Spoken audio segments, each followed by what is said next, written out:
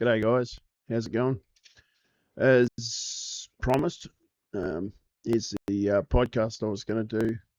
I was hoping to get a couple of guys here with me, but I don't think they wanted to give too many secrets away, considering neither one of those have done a draft yet. Um, so you get me and me only. Um, this league was formed around a league we started last season. It was a local league. So basically, all of us live here in one town in Australia, as hard as that is to believe. Um, it was a 10-team league. The scoring was a little radicalised on what it used to be for the other WDL leagues, but it's also done under a keeper format. Once again, 5 offense, 5 defensive keepers, and on that one we actually had 2 taxi squad players. So you had an extra offense and defensive player that you could keep, but they had to stay on the taxi squad all season. I didn't want to do that with this. It was going to be too hard to manage with 40 teams. To make sure people haven't promoted them, demoted them. Yeah, all that drama wouldn't have been worth it. I just wanted a simple league, and I think this is probably as simple a format as you can do, and very rewarding for defensive players, which a lot of IDP leagues aren't. I also know there's not a lot of great IDP content out there. Um, it's certainly nowhere near the level of what's available if you're chasing rankings for offensive players and stuff. But we work with what we've got and improvise for yourself. Um, I'll touch on another thing before I get started. I had been asked if I was interested in doing another league, like starting a league myself. I'm like, not yet. I'm on the hook for 4 teams in this league, so. But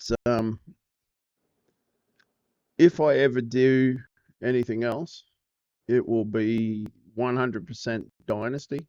There'll be no contracts, no salaries, no taxi squad. It'd be like a 70, 80 man roster, maybe more. And basically, you keep those players until you decide you no longer want them, trade them, whatever. Even simpler format, really. But it really rewards people who set their team up well. Um, Maybe one day. I'm not in a hurry for that. But what I want to do is kind of um, compare this draft to what we did in what was the Primetime 2.0 league last season. If you want to search for it on MFL, you can actually look at the draft and everything on there. Simply just search the 2023 leagues for Primetime 2.0. Have a look at the draft results. You can actually have a look at it there. But I'll talk about it here. The major difference, I know there was a few people comment that the defensive players went off the board too late. It's actually surprising how similar the top 100 results are, but they definitely went later. So anyway, I'll go over this. And sorry about the birds in the background. It's pretty early morning here, and early morning means the birds are awake and they're chirping. When we've got about 8 budgies and a couple of conures, so they can get pretty excitable.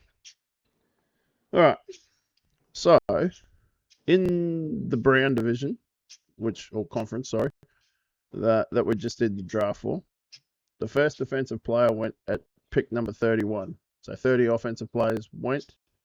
before the first defensive player, and the next defensive player didn't go for another 10 picks. Now, from my perspective, if I was picking a little bit earlier, I'd have probably taken Max Crosby earlier. The drama for me was when you're picking at the 10-11 spot, you're not picking a defensive player at number 11. I'm sorry. I'm not going to do it. It's too early. There's points that make it. It's definitely worth if they get those points, but there's a chance they don't. And there's the same with offense. There's a chance they don't. But if you don't take a couple of offensive studs there, it's going to thin out very quickly. Anyway, so yeah, I couldn't have personally taken Crosby any earlier unless I was going to try and trade up, and honestly, I had no interest in doing that. I didn't want to trade.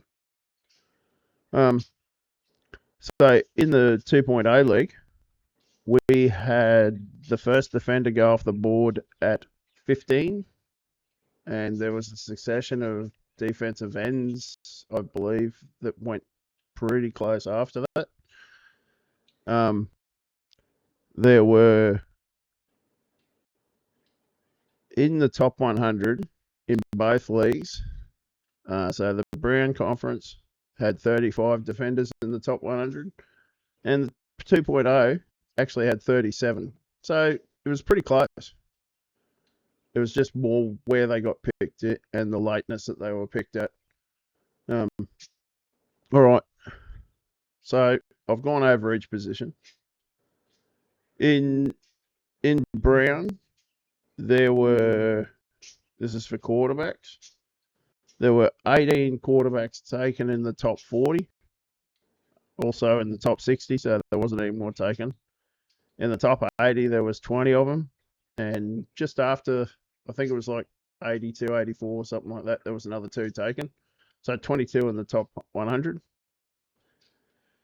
In 2.0, there was only 13 quarterbacks taken in the top 40. That's significant. 5 quarterback difference in that smaller amount of picks. There was 15 in the top 60, so it was still behind. 17 in the top 80, so it was still behind. But it ended up with 25 in the top 100. There was a flurry of quarterbacks taken between the 90th and 100th pick. I think it was nearly 6 or 7, something like that. But I think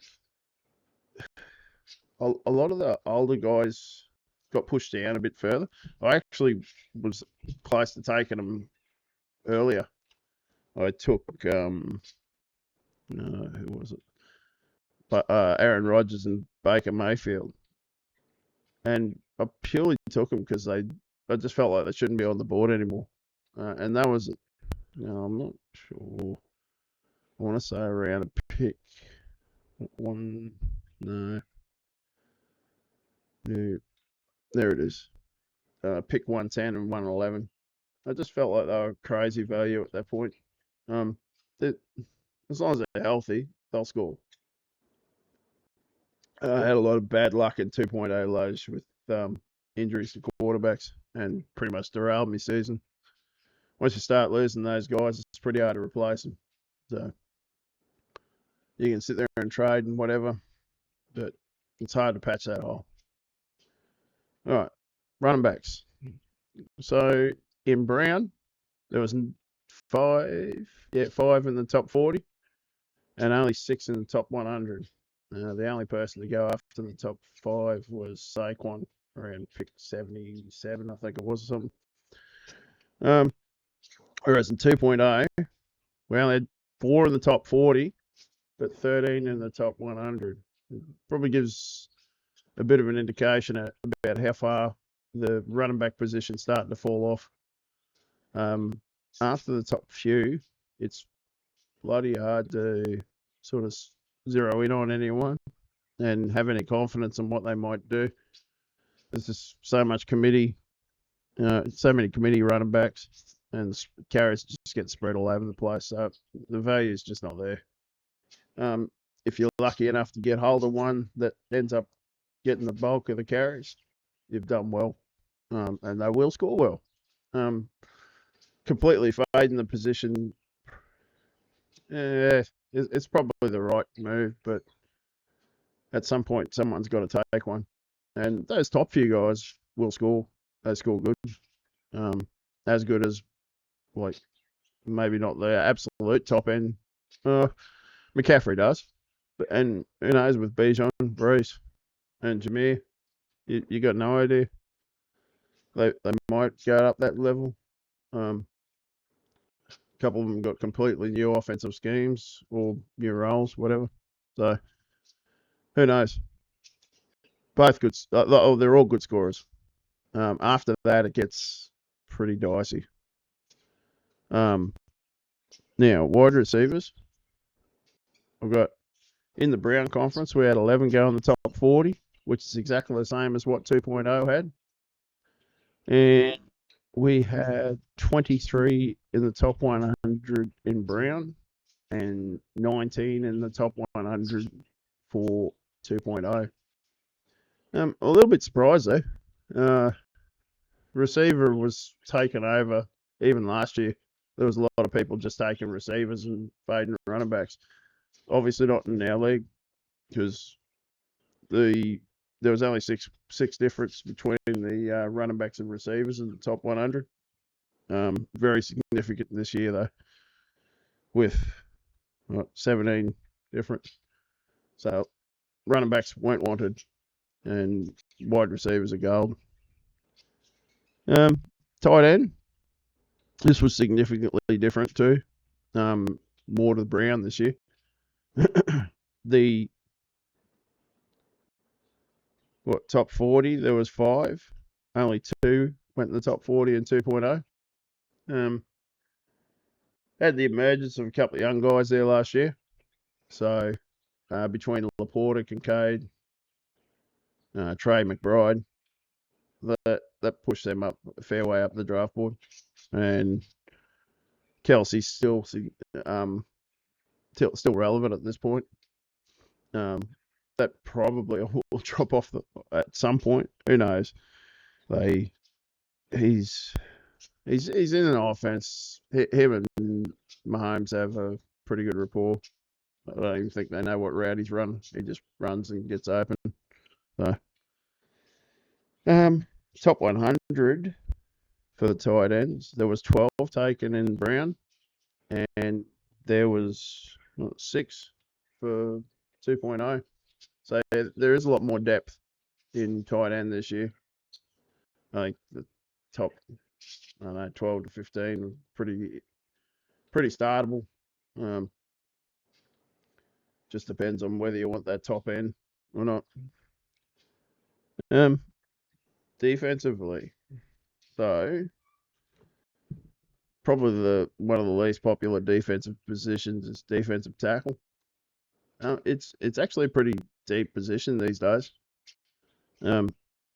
Certainly, well, I won't say not worth, but someone might take one highish, but I just feel like there's a whole bunch of them that are very similar score-wise. So there was none taken in the top 40 in Brown, and none taken in the top 40 in 2.0. There was 3 taken in the top 100 in the Brown Conference, and 7 taken in the top 100 in 2.0. So they went off the board a little bit quicker. There goes one of my daughters. Good morning, Harper. All right, defensive ends. This was a pretty popular group. These are the guys that generally will go earlier. We had only 1 go in the top 40 in Brown, 8 in the top 60, and 16 in the top 100. There's a fair few good defensive ends these days and good scorers. but you sort of hit a point where they're very close together score-wise. And it's up to you whether you want to try and bank on one of those guys hitting, maybe getting more snaps. My reasoning for Crosby was he just gets us an amazing amount of snaps that might come back to bite me. He might burn out. He hasn't shown any signs of it yet. So his per snap scoring isn't that great. It's still elite, but not great. There are guys that are actually significantly better, but it's purely the amount of snaps he's on the field for. More chances, more points. 2.0, we had 5 defensive ends go in the top 40, 8 in the top 60, so it was exactly the same at the top 60 mark, and only 11 in the top 100. So by the 100th pick, the defensive ends have actually gone off the board more in this league than what it had done in 2.0. It was just how late they started coming off the board. I think by the pick, where are we? I think by the pick where I took Max in 2.0 last year, so he went off at 31. In 2.0, we had, sorry, I'm just waiting for it to load. 1, 2, 3, 4, 4 off the board at that 31 pick, Martin. So they definitely went a bit quicker. All right, linebackers. This is a position that's heading down a similar path as what running back is in the NFL, and starting to get there a bit in our fantasy leagues. It's not all fantasy leagues because a lot of IDP leagues run off like the same scoring format for each position, whereas the way we've tiered it adds importance to each position in some way, shape, or form. So most leagues, it's like draft linebackers, draft linebackers, draft linebackers, get some more. Whereas this rewards defensive ends and and safeties pretty well. Top end defensive tackles can be rewarded pretty well. Probably the only position that's not really rewarded that well is cornerback, and I mean it's just a hard position to try and reward. It's the worst part is most corners that are good are terrible fantasy corners. So anyway, why did I start talking about them? Linebackers. There was none taken in the top 40. I'm not that surprised by that. Only 1 in the top 60 and 8 in the top 100 in Brown. Yeah, those numbers don't surprise me at all. If somebody wants to take linebackers early, I'm more than happy to let them do it. On 2.0, we actually had 4 go in the top 40 there. It probably didn't feel like as deep a position last season, whereas now there kind of feels like there's very little between a lot of linebackers, like 20, 30 linebackers are very similar. And still 4 in the top 60, so there was no more taken, and 9 in the top 100. So I only end up with 1 more. They just went later. Corners. This one stirred the pot up a bit. I had a couple of comments about corners going in the top 100 picks. So we had 2 go in the top 100 in Brown. There was none taken before pick 168 in 2.0. And the next one that went off the board in 2.0 was pick 213. So we were a long way into the draft before they even really started to come off the board. We had in Brown, we had 5 picked before the 168th pick. I'm not on board with that. I got 1 corner I like, and all the rest of them I couldn't care what I got. It's a position I'll never be interested in, and I didn't take one till the 40-something round, so don't expect that to be any different than any other draft. I don't think. Not unless something changes drastically. It's just not a position I'm interested in. All right, safeties. In Brown, we didn't have any go in the top 40. Previously at 2.0, we actually had one go in the top 40. The top 60, we had 5 go for Brown and 7 in 2.0. And the top 100, we had 7 top 100 in Brown, 10 in the 2.0 draft. Little surprise.